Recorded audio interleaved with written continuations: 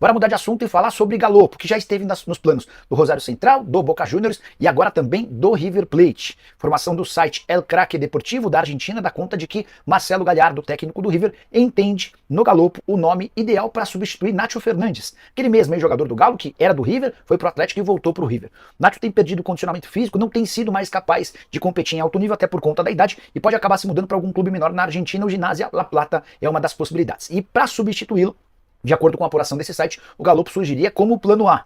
Não acho que o São Paulo vai criar grandes dificuldades, embora precise recuperar ou parte ou todo o investimento feito quando da compra junto ao Banfield, operação de 6 milhões de dólares. Recentemente, nessa semana, o Galopo deu uma entrevista criticando, cobrando, exigindo uma condição de titular, afirmando que o que ele precisa é de minutos, que chegou a conversar com o presidente não, com o técnico Luiz Ubeldia, mas desde então nenhuma novidade, parece ser questão de tempo para que o Galopo vá embora. Se essa proposta do River Plate de fato se confirmar, a tendência é que esse acordo saia.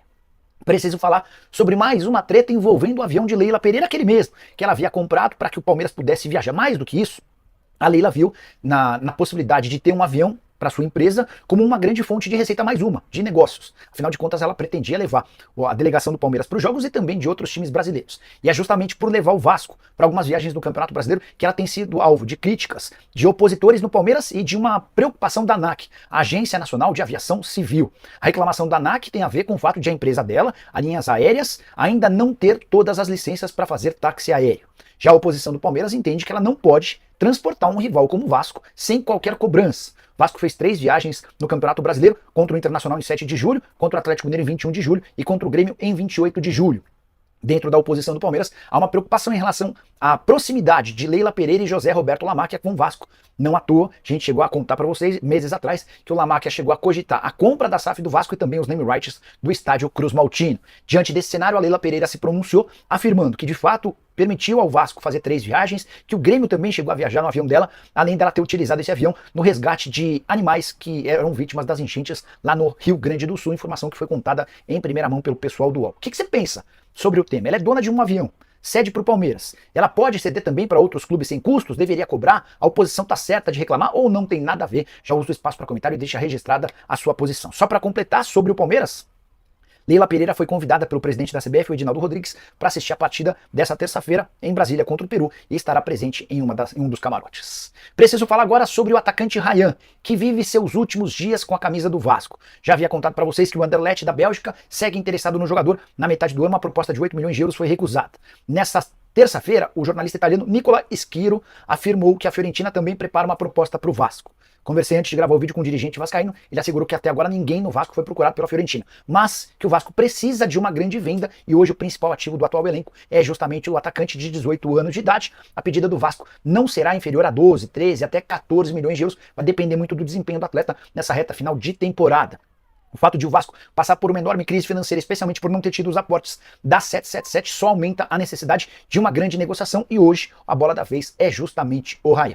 Só para completar sobre o Vasco, mais uma notícia, Cruz Maltino que chegou a cogitar a possibilidade de utilizar um time misto ou reserva contra o São Paulo de olho no confronto contra o Atlético Mineiro no próximo sábado, válido pela semifinal da Copa do Brasil. Essa ideia está descartada, a tendência é que o Rafael Paiva escale força praticamente máxima contra o São Paulo nessa quarta em Campinas. Para sobre o fim de Marcos Braz no Flamengo, pelo menos um fim temporário.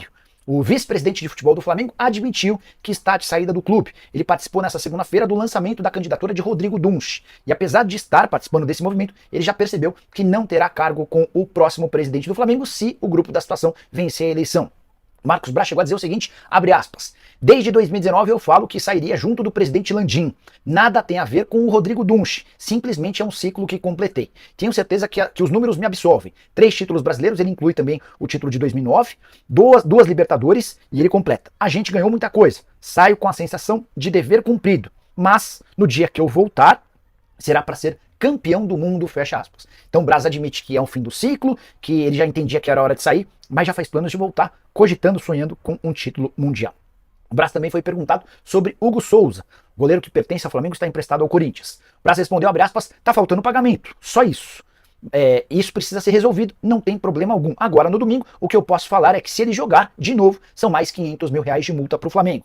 Eles só deixam de pagar a multa, no caso do Corinthians, depois que estiver totalmente resolvido o negócio. Não sei se dá tempo de fechar a contratação até o fim dessa semana, fecha aspas, completou o dirigente do Flamengo. Só para arrematar em relação ao Fla, Rossi, Wesley, Léo Ortiz, Cleiton e Alexandro, Alan, Everton Araújo e Alcaraz, Michael, Gabigol e Bruno Henrique têm sido o time que vem treinando, mas pro confronto da próxima quinta-feira contra o Fluminense, voltam 7 jogadores que serviram suas seleções e a tendência é que o Flamengo tenha um time mais forte para o confronto. Por falar nesse jogo contra o Fluminense, praticamente todos os setores à disposição de torcedores do Flamengo esgotados. Já a torcida do Flu comprou até agora apenas 3 mil ingressos. Preciso falar sobre Renato Augusto de saída do Fluminense. Pelo menos é essa a tendência de momento. Jogador de 36 anos de idade, completamente fora dos planos do Mano Menezes e também do Fluminense. Você sabia que ele não joga desde 10 de agosto? São 2 meses e 5 dias sem ser aproveitado nesse período, 8 partidas consecutivas em que ele vai para o banco de reservas e não é utilizado. Situação que contrasta ao que ele vivia nos tempos de Corinthians, quando não conseguia jogar com frequência por causa das limitações físicas, mas que era sempre super importante. No segundo semestre, ou seja, a partir de julho, Renato Augusto soma apenas 4 partidas, todas entrando como reserva. E esses 4 jogos somados lhe garantiram mínimos 49 minutos em campo. Apesar de ter contrato até dezembro de 25, o mais natural é que ele seja convidado pelos dirigentes do Flu no fim dessa temporada para discutir uma rescisão de contrato amigável ou um empréstimo para outro clube brasileiro. Recentemente o Renato foi especulado como possível reforço do Santos, que já descartou tal possibilidade. Você gostaria do Renato Augusto no seu time? Seria uma boa opção? Espaço para comentário está liberado para você deixar registrada a sua opinião. Bora fechar o vídeo para falar sobre Pedro Raul. Um dos reforços mais caros do Corinthians de 2024, investimento de 28 milhões e 300 mil apenas para aquisição dos direitos econômicos. Nem estou falando dos salários de 700 mil reais por mês, num contrato que só termina em dezembro de 28. Esse pacote caro se transformou num enorme problema para o técnico Ramon Dias e também para os dirigentes. Isso porque o Pedro Raul não entra em campo há mais de um mês. Sua última partida, 8 minutos no confronto contra o Botafogo, em 14 de setembro.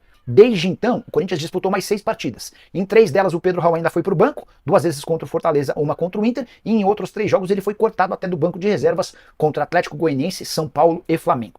Ele é alguém que está completamente fora dos planos, é a última das opções para centroavante. O Ramon Dias hoje conta com o Yuri Alberto, com o Memphis Depay e também com o Héctor Hernandes. Até o Romero costuma eventualmente ser utilizado como centroavante. E por último, no fim dessa fila, aparece o Pedro Raul. Difícil vai ser encontrar alguém interessado em adquirir esse atleta cujo salário é tão alto e cujo rendimento tem sido tão ruim ao longo das últimas temporadas, com exceção aquele período curto no Goiás. Pedro Raul não tem se justificado. Péssima escolha e decisão dos dirigentes do Corinthians que o contrataram no início do ano. Só para completar em relação ao Timão, todos os ingressos para a partida de quinta-feira contra o Atlético Paranaense, válida pelo Campeonato Brasileiro na Neoquímica Arena, estão esgotados. Mais uma vez, esgotados antes mesmo de serem colocados à disposição do grande público. Os ingressos acabaram enquanto estavam à disposição para sócios torcedores. E você, o que pensa sobre Corinthians e Atlético? Já deixa seu palpite, só não esquece de deixar like e de se inscrever no canal. Nos encontramos mais tarde. Tchau!